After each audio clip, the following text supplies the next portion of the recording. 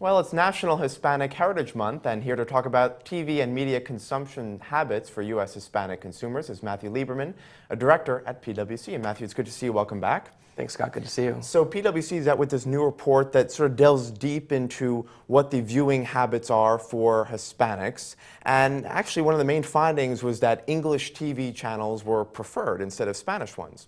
Absolutely. We've had a number of surprising findings in the research that came out yesterday.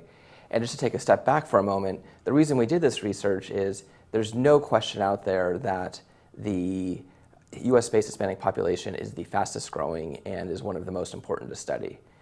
Now, there are questions around whether there should be a wall built or not, but regardless of the wall being built, this is still going to be a continued importance and one that requires significant focus. And there have been a number of studies that have been done over the past few years, but many of them look at things like gender or age or national origin. What we try to do is take a look at it from a different point of view to really dive deeper and find some new differences. And what we did was we looked at it by generations. So first generation Hispanics, they were born outside the US. Second generation, parents were born here. Third generation, grandparents were born in the US, et cetera, et cetera.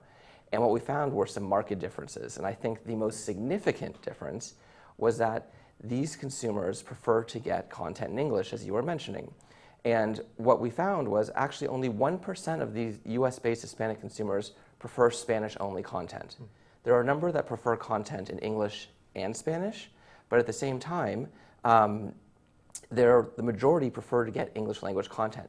And that's a little antithetical to what many of the big entertainment companies are doing now, which is creating additional Spanish-only language content. So from this finding, what companies will win? Is this any TV creator, movie studio, just in the sense that more eyeballs, at least on the TV side, means more ad dollars?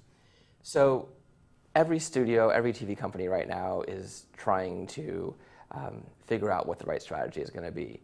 And many of them, such as NBCU and Fox and Warner Brothers, have announced Hispanic initiatives.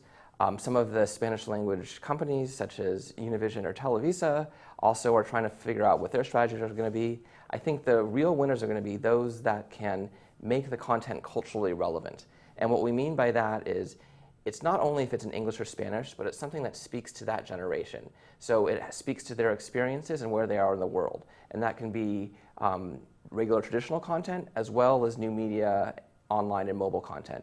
Hispanics heavily over-index on this content compared to non-Hispanics, and there's a huge opportunity for companies to win that are going to be able to create some type of portfolio that includes both the traditional and new media content. All right, what about engagement, right? It's not just about watching the content, but did the survey have any findings about what people did after they watched the content? Did they make, a decision? Did they follow a brand on Twitter, things like that?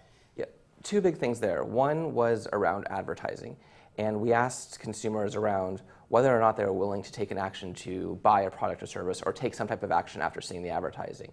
And surprisingly, US-based Hispanics were much more willing than their non-Hispanic counterparts to do advertising or to do something as a result of advertising. And secondly, it relates to social media. US-based Hispanics are much more likely to follow brands on social media than non-US, so it's a great way for brands to be able to communicate with the Hispanic consumers. They're tweeting more, they're watching more YouTube videos, and they're generally just connecting more with brands. Well, they were 33% more likely to utilize social media, at least in that younger demographic of 18 to 24. All right, Matt Lieberman from PwC, thanks for coming back. Thank you. I'm Scott Gamm, and you're watching The Street.